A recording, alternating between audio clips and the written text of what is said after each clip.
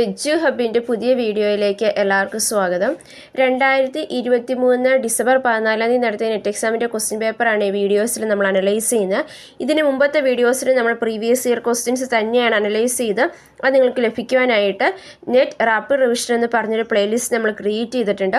ആ പ്ലേലിസ്റ്റിൽ കയറി കഴിഞ്ഞാൽ നിങ്ങൾക്ക് ലഭിക്കുന്നതാണ്.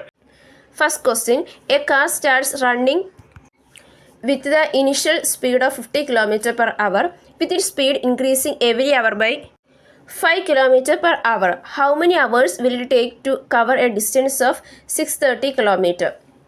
അതായത് ഒരു കാറ് റൺ ചെയ്യാൻ തുടങ്ങിയപ്പോൾ 50 km/h ആയിരുന്നു അതിൻ്റെ ഇനിഷ്യൽ സ്പീഡ് എന്ന് പറയുന്നത്. ഓരോ മണിക്കൂർ കൂടുമ്പോഴും അത് 5 km/h കൂട്ടിക്കൊണ്ടിരിക്കുകയാണ്. അങ്ങനെയാണെങ്കിൽ 630 km കവർ ചെയ്യാനായിട്ട് എത്ര സമയം എടുക്കും എന്നാണ് ചോദിച്ചിരിക്കുന്നത്. എത്ര മണിക്കൂർ എടുക്കും എന്നാണ് ചോദിച്ചിരിക്കുന്നത്. 7 hours, 9 hours, 6 hours, 8 hours. Answer വരുന്ന ഓപ്ഷൻ 2 ആണ്, 9 hours ആണ്. നമുക്ക് രണ്ട് രീതിയിൽ ചെയ്യാം. അതായത് ആദ്യം നമ്മൾ 50 km ആയിരുന്നു നമ്മുടെ സ്പീഡെന്ന് പറയുന്നത് പെർ അവർ. പിന്നെ അത് 55ആയി, 60ആയി, 65ആയി, 70ആയി, 75ആയി, 80ആയി, 85ആയി, 90ആയി. അപ്പോൾ നമ്മൾ ഡിസ്റ്റൻസ് ഇതനുസരിച്ച് കവർ ചെയ്തുകൊണ്ടിരിക്കുകയാണ് ചെയ്യുന്നത്. അപ്പോൾ നമ്മൾ ഇത് കൂട്ടി നോക്കി 50 + 55 + 60 + 65 + 70 + 75 + 80 + 85 + 90 നമുക്ക് 630 കിട്ടും. അതായത് 630 km നമ്മൾ കവർ ചെയ്യാനായിട്ട് 1 2 3 4 5 6 7 8 9 അതായത് 9 അവേഴ്സാണ് നമ്മൾ എടുക്കുന്നുള്ളൂ. അതായത് നമ്മൾ ഓരോ മണിക്കൂറിലും 5 km വീതം കൂട്ടിക്കൊണ്ടിരിക്കുക. അപ്പം 630 km എത്താനായിട്ട് നമ്മൾ എന്തൊരു സമയം എടുക്കുമെന്നാണ് നമ്മളോട് ചോദിച്ചിരിക്കുന്നത്. അതിനായിട്ട് ഇത് കൂട്ടിയാൽ മതി. ഇനി നമുക്ക് മറ്റേ അരിത്തമെറ്റിക് പ്രോഗ്രഷൻ്റെ ആ ഒരു ഫോർമുല ഉപയോഗിച്ച് നമുക്ക് ചെയ്യാം, തെറ്റൊന്നുമല്ല. ഇത് നമുക്ക് ഇങ്ങനെ സിമ്പിളായിട്ട് കണ്ടുപിടിക്കാം. Next question, in a factory the average salary of the employees is 7,000. If the average salary of 12 officers is 40,000 and that of the remaining employees is 6,000, then the number of employees is. അതായത് ഒരു ഫാക്ടറിയിൽ എംപ്ലോയീസിൻ്റെ average salary എന്ന് പറയുന്നത് 7,000 ആണ്. 12 ഓഫീസേഴ്സിൻ്റെ average salary എന്ന് പറയുന്നത് 40,000 ആണ്. ഇനി റിമൈനിങ് ആയിട്ടുള്ളവരുടെ 6,000 ആണ്. അങ്ങനെയാണെങ്കിൽ ആ ഫാക്ടറിയിൽ എത്ര എംപ്ലോയീസ് ഉണ്ട് എന്നാണ് നമ്മളോട് ചോദിച്ചിരിക്കുന്നത്. 402, 404, 406, 408. ആൻസർ വരുന്ന ഓപ്ഷൻ 4 ആണ്, 408 ആണ്. നമ്മളിവിടെ നമുക്കറിയാവുന്ന കാര്യങ്ങളെന്ന് പറഞ്ഞു കഴിഞ്ഞാൽ average salary of the employees 7,000 ആണെന്നറിയാം. 12 ഓഫീസേഴ്സിൻ്റെ ആവറേജ് സാലറി 40,000 ആണെന്നറിയാം. ബാക്കിയുള്ളവരുടെ 6,000 ആണെന്നറിയാം. അപ്പോൾ നമുക്ക് റിമൈനിങ് എംപ്ലോയീസ് നമ്മൾ എക്സ് ആയിട്ട് എടുത്തു. ഓൾറെഡി 12 പേരുടെയാണ് നമ്മളോട് പറഞ്ഞിരിക്കുന്നത്. നമ്മൾ റിമൈനിങ് എക്സ് എടുത്തു. അതായത് 7,000 = 40,000 × 12 + 6,000 × x/12 + x. അതായത് ആവറേജ് കാണാനുള്ള ഫോർമുല നമ്മളവിടെ അപ്ലൈ ചെയ്തിരിക്കണമെന്ന് മാത്രമേ ഉള്ളൂ. ഇനി നമ്മൾ ക്രോസ് മൾട്ടിപ്ലൈ ചെയ്യുകയാണ് ചെയ്യുന്നത്. അപ്പോൾ നമ്മൾ 0 zeros എല്ലാം വെട്ടിക്കളഞ്ഞു. 7 × 12 + x = 480 + 6x. അപ്പോൾ അതിനെ നമ്മൾ എക്സിൻ്റെ വില കണ്ടുപിടിക്കുകയാണ്. അപ്പം എക്സിൻ്റെ വില എന്ന് പറയുന്നത് നമുക്ക് 396 എന്ന് കിട്ടും. അതായത് നമ്മൾ x ചെയ്ത് കഴിഞ്ഞ് കഴിയുമ്പോൾ 7x - 6x എന്ന് പറയുമ്പോൾ x ആയിരിക്കും. അപ്പോൾ 480 - 84 എന്ന് പറഞ്ഞാൽ 390. അതായത് x എന്ന് പറയുന്നത് നമുക്ക് 396 എന്ന് കിട്ടും. അതായത് റിമൈനിങ് എംപ്ലോയീസ് ആണ് നമ്മൾ എക്സ് ആയിട്ട് എടുത്തത്. അപ്പോൾ എക്സിൻ്റെ വാല്യൂ എന്ന് പറയുന്നത് 396 ആണ്. അതായത് റിമൈനിങ് ആയിട്ടുള്ള എംപ്ലോയീസ് 396 ആണ്. നമ്മളോട് ചോദിച്ചിരിക്കുന്നത് ടോട്ടൽ നമ്പർ ഓഫ് എംപ്ലോയീസ് എത്രയാണെന്നാണ്. അപ്പോൾ ഈ 12 പേരുടെ നമ്മളോട് പറഞ്ഞിട്ടുണ്ടായിരുന്നു. അപ്പോൾ 12 പേര് കഴിഞ്ഞ് കഴിഞ്ഞിട്ടുള്ളവരുടെയാണ് നമ്മൾ എക്സ് ആയിട്ട് എടുത്തത്. അപ്പം 396 നമ്മൾ 12 കൂട്ടി കഴിയുമ്പോൾ നമുക്ക് 408 എന്ന് കിട്ടും. Next question, the sum of 3 numbers is 124. If the ratio between the first and the second is 2:3, then between the second and third is 7:9, then the third number is. അതായത് 3 നമ്പേഴ്സിന് സം എന്ന് പറയുന്നത് 124 ആണ്. ആദ്യത്തെയും രണ്ടാമത്തെയും നമ്പേഴ്സ് തമ്മിലുള്ള ratio എന്ന് പറയുന്നത് 2:3 ആണ്. ഇനി രണ്ടാമത്തെയും മൂന്നാമത്തെയും നമ്പർ തമ്മിലുള്ള റേഷ്യോ എന്ന് പറയുന്നത് 7:9 ആണ്. അങ്ങനെയാണെങ്കിൽ മൂന്നാമത്തെ നമ്പർ എത്രയാണെന്നാണ് ചോദിച്ചിരിക്കുന്നത്. 48, 54, 64, 66. ആൻസർ വരുന്നത് 54 ആണ്. നമ്മൾ എഴുതുക M1:M2:M3, അതായത് 2:3 7:9 എന്നാണ്. അപ്പോൾ നമുക്ക് ഇത് ഒന്നാക്കാനുള്ള ഫോർമുല ആയത് 2 × 7 ചെയ്യുക, അപ്പോൾ 40 എന്ന് കിട്ടും. 7 × 3 21 എന്ന് കിട്ടും. 3 × 9 ചെയ്യുക, അപ്പോൾ 27 എന്ന് കിട്ടും. അപ്പോൾ റേഷ്യോ എന്ന് പറഞ്ഞാൽ 40:21:27 ആണ്.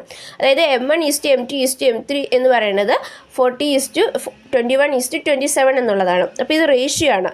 അപ്പോൾ ഇതിൻ്റെ എല്ലാം കൂടെ കൂട്ടി കഴിയുമ്പോഴാണ് നമുക്ക് 124 കിട്ടുന്നത്. അതായത് 40x + 21x + 27x = 124 എന്ന് നമുക്ക് കിട്ടും. അപ്പോൾ 62x = 124 എന്ന് കിട്ടും. അപ്പോൾ x = 2 എന്ന് കിട്ടും. അങ്ങോട്ട് പോയി കഴിഞ്ഞ് നമ്മൾ വെട്ടിക്കളയുക ചെയ്യുന്നത്. അതായത് എക്സിൻ്റെ വാല്യൂ എന്ന് പറയുന്നത് നമുക്ക് 2 ആയിട്ട് കിട്ടി. അപ്പോൾ 27x 27 × 2 തേർഡ് നമ്പറാണ് കണ്ടുപിടിക്കാൻ പറഞ്ഞിരിക്കുക. 27 × 2 = 54 എന്ന് കിട്ടും. നെക്സ്റ്റ് ക്വസ്റ്റ്യൻ അതൊരു സീരീസ് ആണ്. What will be the value of P in the following number series? താഴെ കൊടുത്തിരിക്കുന്ന നമ്പർ സീരീസ് പിയുടെ വാല്യൂ കണ്ടുപിടിക്കാനാണ് പറഞ്ഞിരിക്കുന്നത്. 0 to 24 to 52 പി.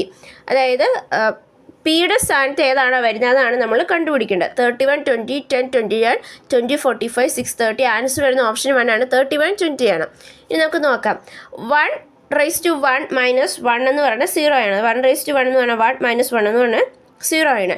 2:2 - 2 2:2 എന്ന് പറഞ്ഞാൽ 4 ആണ്. 4 - 2 എന്ന് പറയുന്നത് 2 തന്നെയാണ്. ഇനി 3³ - 3 3³ എന്ന് പറഞ്ഞാൽ എത്രയാണ്? 27 ആണ്. -3 24. ഇനി അടുത്ത് വരുന്ന 4:4 - 4 എന്നുള്ളതാണ്. 4:4 എന്നുള്ളത് 256 ആണ്. -4 252.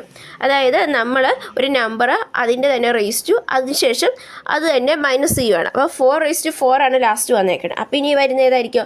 5:5 -5 5:5 എന്ന് പറയുന്നത് 3125 ആണ്.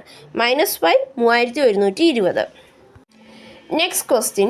The cost price of an article is 75% of its market price for sale.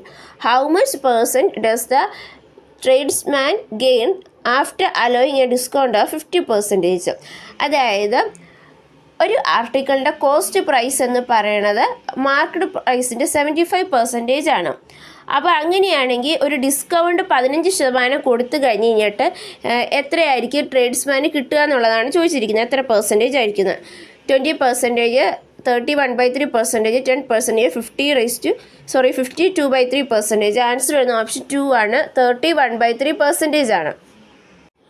നമ്മളിവിടെ മാർക്കറ്റ് പ്രൈസ് 100 ആയിട്ട് എടുത്തു. അപ്പോൾ 100ൻ്റെ 75 എന്ന് പറയുന്നത് 75 തന്നെയാണല്ലോ. അപ്പോൾ കോസ്റ്റ് പ്രൈസ് നമ്മൾ 75 എടുത്തു. ഇനി നമുക്ക് ഡിസ്കൗണ്ട് ആണ് കാണേണ്ടത്. ഡിസ്കൗണ്ട് 50% എന്നാണ് പറഞ്ഞിരിക്കുന്നത്. അപ്പോൾ 50/100 × 100 എന്ന് പറയുമ്പോൾ നമുക്ക് 50 തന്നെ കിട്ടും. അങ്ങനെയാണല്ലോ. ഏതാ /100 × 100 ചെയ്യുമ്പോൾ നമുക്ക് അത് തന്നെയാണല്ലോ കിട്ടുന്നത്. ഇനി നമുക്ക് സെല്ലിംഗ് പ്രൈസ് ആണ് കണ്ടുപിടിക്കേണ്ടത്. സെല്ലിംഗ് പ്രൈസ് എന്ന് പറഞ്ഞാൽ എന്താണ്? മാർക്കറ്റ് പ്രൈസ് മൈനസ് ഡിസ്കൗണ്ട് ആണ്. അതായത് 100 - 15 = 85 ആണ്. അപ്പോൾ നമുക്ക് മനസ്സിലായി ഓൾറെഡി ഇവിടെ പ്രോഫിറ്റ് ആണ് വരുള്ളൂ. അപ്പോൾ പ്രോഫിറ്റ് എന്ന് പറയുമ്പോൾ നമ്മുടെ selling price minus cost price, അതായത് 85 - 75 = 10. അപ്പോൾ നമ്മുടെ പ്രോഫിറ്റ് എന്ന് പറഞ്ഞാൽ 10 ആണ്. നമ്മളോട് പറഞ്ഞിരിക്കുന്നത് എന്താണ്? പ്രോഫിറ്റ് പെർസെൻറ്റേജ് കണ്ടുപിടിക്കാനാണ് പറഞ്ഞിരിക്കുന്നത്. പ്രോഫിറ്റ് പെർസെൻറ്റേജിന് പ്രോഫിറ്റ് ബൈ കോസ്റ്റ് പ്രൈസ് × 100 ആണ്. അതായത് 10/75 × 100 = 30.33%. ഇനിയുള്ള 5 ക്വസ്റ്റ്യൻ എന്ന് പറഞ്ഞാൽ ലോജിക്കൽ റീസണിംഗ് എന്നുള്ള ക്വസ്റ്റ്യൻ ആണ്. Which of the following statements are so related that they cannot both be true nor can they both be false? അതായത് രണ്ടും ഒരുമിച്ച് ട്രൂ ആവത്തില്ല, പക്ഷേ ഫോൾസ് ആകാനായിട്ട് ചാൻസ് ഉണ്ട്. അങ്ങനെയുള്ളതെന്നാണ് ചോദിച്ചിരിക്കുന്നത്. All mammals are vertebrates, some mammals are vertebrates, some mammals are not vertebrates, no mammals are vertebrates. അതായത് cannot both be true nor can they both be false എന്നുള്ളത് കോൺട്രറി ആണ് വരുന്നത്. അപ്പോൾ കോൺട്രറി സ്റ്റേറ്റ്മെൻറ്റ് എന്ന് പറയുമ്പോൾ all mammals are vertebrates, no mammals are vertebrates എന്നുള്ളതാണ്. So അതുകൊണ്ട് തന്നെ ഓപ്ഷൻ 4 ആണ് കറക്റ്റായിട്ട് വരുന്നത്. Next question. Which of the following statement is logically equivalent to the statement all rectangles are polygon? All rectangles are polygon എന്ന സ്റ്റേറ്റ്മെൻറ്റിന് equal ആയിട്ടുള്ള statement എന്നാണ് ചോദിച്ചിരിക്കുന്നത്. Some rectangles are polygon, no rectangles are non polygon, no non rectangles are non polygon, all non polygons are rectangles. Answer വരുന്നത് option 2 ആണ്. No rectangles are non polygon എന്നുള്ളതാണ്. അതായത് നമുക്കിവിടെ എ ടൈപ്പ് സ്റ്റേറ്റ്മെൻറ്റ് ആണ് തന്നിരിക്കുന്നത്. So ആദ്യം വരുന്ന option എന്ന് പറഞ്ഞു കഴിഞ്ഞാൽ അത് ഈ ടൈപ്പ് സ്റ്റേറ്റ്മെൻ്റ് ആണ്. അപ്പോൾ അത് എന്തായാലും കറക്റ്റ് ആവില്ല. രണ്ടാമത് വരുന്നത് no rectangles are non polygon. അപ്പം നമ്മൾ പറഞ്ഞു 2 നോ വന്നു കഴിഞ്ഞാൽ 2 നോയി വെട്ടിപ്പോവും. അപ്പോൾ അത് ഓൾ റെക്റ്റാങ്കിൾസ് ആർ പോളിഗൺ എന്ന് തന്നെയാണ് നമ്മൾ വായിക്കുന്നത്. ഇനി മൂന്നാമത്തെ non rectangles are non polygon. അപ്പോൾ ഈ നോയി വെട്ടിക്കളഞ്ഞ് റെക്റ്റാങ്കിൾസ് ആർ നോൺ പോളിഗൺ എന്നാണ് വരത്തുള്ളൂ. ഇനി നാലാമത്തെ all non polygons are rectangles എന്ന് പറയുമ്പോൾ അത് ഐ ടൈപ്പ് സ്റ്റേറ്റ്മെൻറ്റാണ് വരുന്നത്. അതായത് നെഗറ്റീവ് സൈൻ വന്നു കഴിഞ്ഞാൽ അത് എ ടൈപ്പ് സ്റ്റേറ്റ്മെൻ്റ് അല്ല, ഐ ടൈപ്പ് സ്റ്റേറ്റ്മെൻ്റ് ആണ് വരുന്നുള്ളൂ. സോ അതുകൊണ്ട് തന്നെ ഓപ്ഷൻ 2 ആണ് കറക്റ്റായിട്ട് വരുന്നത്. അപ്പോൾ അവിടെ ആ 2 നോയി വെട്ടി കഴിഞ്ഞ് കഴിയുമ്പോൾ പിന്നെ അവിടെ എ ടൈപ്പ് സ്റ്റേറ്റ്മെൻ്റ് ആവുകയാണ് അത് ചെയ്യുന്നത്. Next question, arrange the following terms in order of increasing intention. Increasing intention അനുസരിച്ച് ഇതിനെ അറേഞ്ച് ചെയ്യാനാണ്. അതായത് ജനറൽ ടു സ്പെസിഫിക് എന്നുള്ളതാണ് ഇവിടെ വരേണ്ടത്. Cheese, dairy product, soft cheese, strong soft cheese ഏതായിരിക്കും? അപ്പോൾ ആദ്യം വരുന്നത് ഡയറി പ്രോഡക്റ്റ് വരും, പിന്നെ ചീസ് വരും, പിന്നെ സോഫ്റ്റ് ചീസ് വരും, പിന്നെ സ്ട്രോങ് സോഫ്റ്റ് ചീസ് വരും.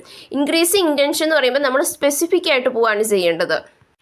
Next question, political stability is indispensable to economic progress because economic progress can only be achieved by means of political stability.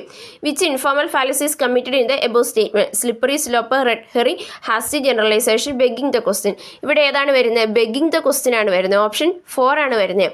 അതായത് ഇവിടെ നമ്മൾ സർക്കുലർ സ്റ്റേറ്റ്മെൻറ്റ്, അതായത് പറഞ്ഞ കാര്യം തന്നെ പറഞ്ഞിരിക്കുകയാണ് ചെയ്യുന്നത്, അതിൻ്റെ അത് മാറ്റമൊന്നും വരുന്നില്ല. സോ അതുകൊണ്ട് അത് ബെഗിങ് ദ ക്വസ്റ്റ്യൻ ആണ് വരുന്നത്. സ്ലിപ്പറി സ്ലോപ്പ് എന്ന് പറഞ്ഞു കഴിഞ്ഞാൽ എന്താണ്? നമ്മളിങ്ങനെ ആവശ്യമില്ലാത്ത കാര്യം തട്ടി അങ്ങ് പോകും. അതായത് ഇപ്പം നിൻ്റെ കൈ മുറിഞ്ഞു, നിനക്കിനി പരീക്ഷ എഴുതാൻ പറ്റില്ല, നീ തോറ്റുപോകും, നിനക്ക് പാസ്സാകാൻ പറ്റില്ല, നല്ല കോളേജിൽ അഡ്മിഷൻ പറ്റില്ല, അങ്ങനെ പറഞ്ഞ് നമ്മൾ പോകുന്നതാണ് സ്ലിപ്പറി സ്ലോപ്പ് എന്ന് പറയുന്നത്. റെഡ് ഹെറിങ് ഫാലസിയിൽ നമ്മൾ ഇറലവൻ്റ് ആയിട്ടുള്ള ടോപ്പിക്കുകൾ പറഞ്ഞുകൊണ്ട് മെയിൻ ഇഷ്യൂവിൽ നമ്മൾ വ്യതിചരിച്ച് പോകുന്നതാണ് റെഡ് ഹെറിങ് എന്ന് പറയുന്നത്. ഹാസ്റ്റി ജനറലൈസേഷൻ എന്ന് പറഞ്ഞു കഴിഞ്ഞാൽ നമ്മൾ ലിമിറ്റഡ് ആയിട്ടുള്ള ഇൻഫർമേഷനിൽ നിന്ന് ജനറലൈസേഷൻ, അതായത് നിഗമനത്തിൽ എത്തിച്ചേരുന്നതാണ് ഹാസ്റ്റി ജനറലൈസേഷൻ എന്നതുകൊണ്ട് ഉദ്ദേശിക്കുന്നത്. സോ ഇവിടെ ആൻസർ വരുന്നത് ബെഗിങ് ദ ക്വസ്റ്റ്യൻ ആണ്. Next question, given below 2 statements. Statement 1, the proposition the hill has fire because it is knowable commits the fallacy of the irregular middle. Statement 2, the proposition sound is eternal because it is audible commits the fallacy of irregular middle. അതായത് the hill has fire because it is knowable എന്നുള്ളതും sound is eternal because it is audible എന്നുള്ളത് irregular middle ആണെന്നാണ് പറഞ്ഞിരിക്കുന്നത്. അപ്പോൾ ഇത് ശരിയാണോ തെറ്റാണോ എന്നാണ് നമ്മൾ കണ്ടുപിടിക്കേണ്ടത്. In the light of the above statement choose the most appropriate answer from the options given below. Both statement 1 and statement 2 are correct. Both statement 1 and statement 2 are incorrect. Statement 1 is correct but statement 2 is incorrect. Statement 1 is incorrect but statement 2 is correct. ഇവിടെ answer വരുന്ന option 1 ആണ്. 2 സ്റ്റേറ്റ്മെന്റുകളും ശരിയാണ്. ഈ രണ്ടിടത്ത് fallacy of irregular മിഡിലാണ് സംഭവിച്ചിരിക്കുന്നത്. So നമ്മളിന്ന് 10 questions അതിൻ്റെ ആൻസേഴ്സും analyse ചെയ്ത് ഇത് നിങ്ങൾക്ക് മനസ്സിലായെന്ന് വിചാരിക്കുന്നു. ഈ വീഡിയോ നിങ്ങൾക്ക് ഇഷ്ടപ്പെട്ട് കഴിഞ്ഞാൽ ലൈക്ക് ചെയ്യുക, ഷെയർ ചെയ്യുക. നമ്മുടെ ചാനൽ സബ്സ്ക്രൈബ് ചെയ്യാത്തവരാണെങ്കിൽ സബ്സ്ക്രൈബ് ചെയ്യുകയും തൊട്ടടുത്തുള്ള ബെൽ ഐക്കണിൽ ക്ലിക്ക് ചെയ്യുകയും ചെയ്യുക. താങ്ക്